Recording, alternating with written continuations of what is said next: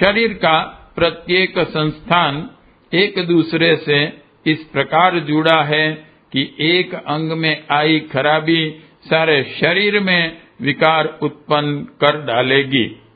शरीर रचना शास्त्री जानते हैं कि पूरे शरीर को स्वस्थ रखने के लिए देह के समस्त अंगों सूक्ष्म संस्थानों का समुचित संचालन आवश्यक है। प्रत्येक अंग जीवंत को बनाए रखने पर्याप्त श्रम जरूरी है। शरीर के सूक्ष्म संस्थानों, कोशों, सूक्ष्म ग्रंथियों से विकारों को निष्कासित करने के लिए भारतीय योग शास्त्रियों ने एक ऐसी पद्धति का विकास किया है जो व्यायाम की आवश्यकता को पूरी करती है, मर्म स्थलों का शोधन भी करती हैं और साथ साथ आत्मिक उन्नति के सोपानों पर भी चढ़ती हैं। उन मर्म स्थलों के शोधन के साथ साथ यह शरीर के स्नायुओं को सचेष्ट भी करता है। उस पद्धति का नाम है सूर्य नमस्कार।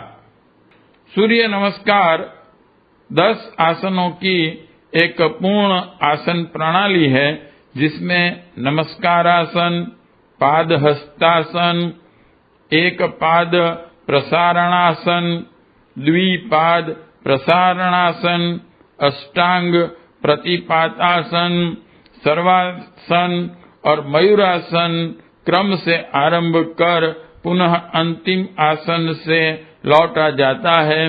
प्रत्येक आसन की विधि इस प्रकार है।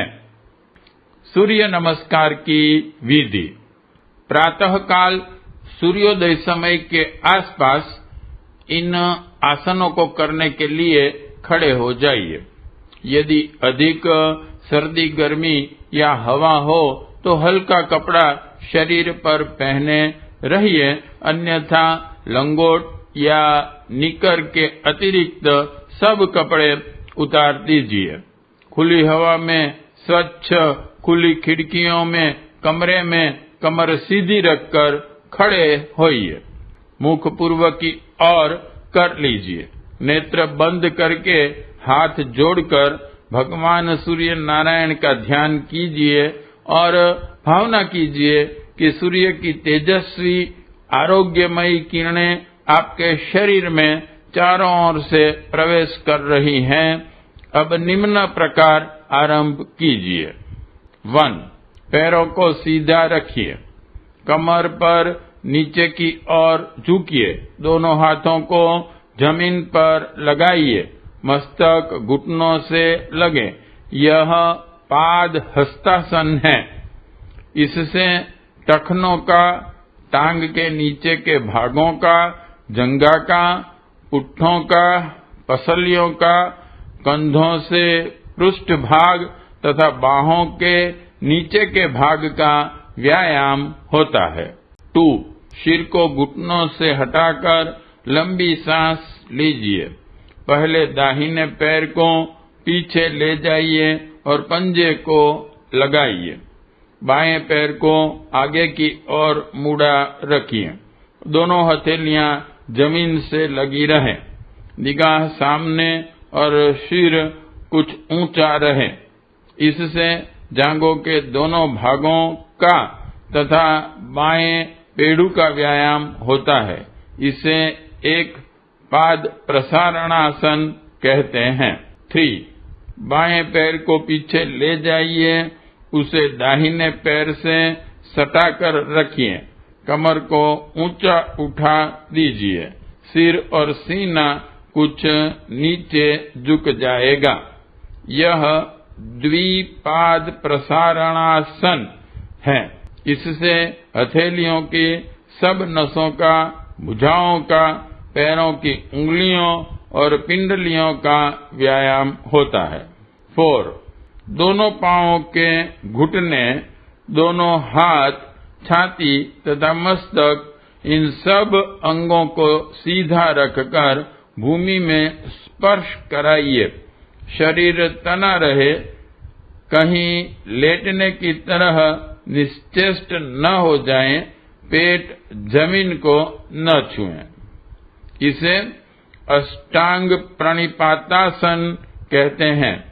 इससे बाहों, पसलियों, पेट, गर्दन, कंधे तथा भुजदंडों का व्यायाम होता है। 5. हाथों को सीधा खड़ा कर दीजिए। सीना ऊपर उठाइए। कमर को जमीन की ओर झुकाइए। सिर ऊंचा कर दीजिए। आकाश को देखिए। घुटने जमीन पर न टिकने पावें। पंजे और हाथों पर शरीर सीधा रहे। कमर जितनी मुड़ सके मोड़िए ताकि धड़ ऊपर को अधिक उठ सके। 6. हाथ पैर के पूरे तलुए जमीन से स्पर्श कराएं। घुटने और कोहनियों के टखने झुकने न पावे। कमर को जितना हो सके ऊपर उठा दीजिए। ठोड़ी कंठ मूल में लगी रहे। सिर नीचे रखिए। यह मयूरासन है।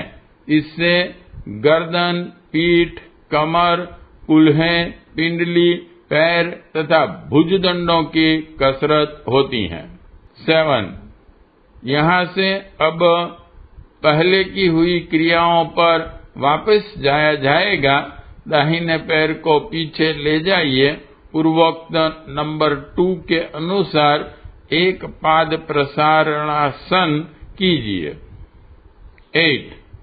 पूर्वोक्त नंबर 1 की तरह पाद हस्तासन कीजिए। 9. सीधे खड़े हो जाइए। दोनों हाथों को आकाश की ओर ले जाइए। हाथ जोड़िए। सीने को जितना पीछे ले जा सके ले जाइए। हाथ जितने पीछे जा सके ठीक है, पर मुड़ने न पावे। यह ऊर्ध्व नमस्कारासन है। इससे फेफड़ों और हृदय का अच्छा व्यायाम होता है। 10. अब उसी आरंभिक स्थिति पर आ जाइए। सीधे खड़े होकर हाथ जोड़िए और भगवान सूर्य नारायण का ध्यान कीजिए। यह एक सूर्य नमस्कार हुआ। आरंभ 5 से करके सुविधा अनुसार थोड़ी थोड़ी संख्या धीरे धीरे बढ़ाते जाना चाहिए। व्यायाम काल में मुंह बंद रखना चाहिए। सांस नाक से ही लेनी चाहिए। सूर्य नमस्कार के सभी आसनों में फुर्ती और शीघ्रता अधिक लाभदायी है। प्रयत्न यह करना चाहिए कि 1 सेकंड में एक आसन हो जाए, अर्थात 10 सेकंड में एक पूरा नमस्कार संपन्न किया जा सके।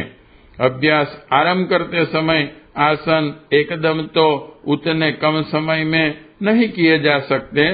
उनमें कुछ देरी भी हो सकती है, पर पीछे जैसे जैसे अभ्यास बनता जाए 1 मिनट में कम से कम 6 नमस्कार कर लेने की आदत तो बना ही लेनी चाहिए। पाद हस्तासन के संबंध में नए अभ्यासियों के लिए ज्ञातव्य है कि सामान्यतः पहली ही बार में पांवों को सीधे रखते हुए हथेलियों को जमीन पर टिकाना संभव नहीं होता। इसकी चिंता नहीं करनी चाहिए। शुरू में न टिके तो न सही, पर घुटनों को किसी भी दशा में मुड़ने न देना चाहिए।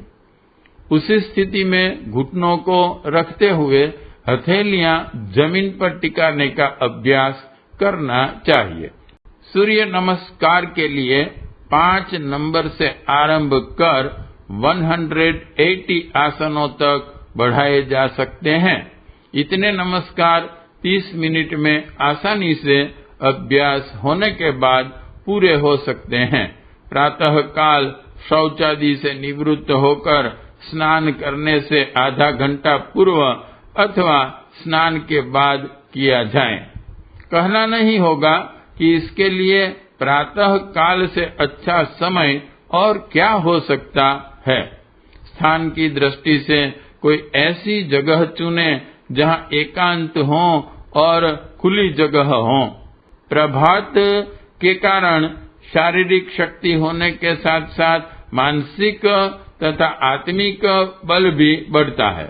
आसनों का लाभ स्थूल और सूक्ष्म दोनों शरीरों को मिलता है। वांग्मय 13 गायत्री की पंचकोशी साधना एवं उपलब्धियां। लेखक पंडित श्री राम शर्मा आचार्य जी। अगर आपको हमारी यह वीडियोस पसंद आई हो तो इसको लाइक करें, कमेंट और शेयर जरूर करें और हमारे YouTube चैनल ऋषि चिंतन को सब्सक्राइब भी कर लें। साथ ही बेल आइकन को भी दबाएं ताकि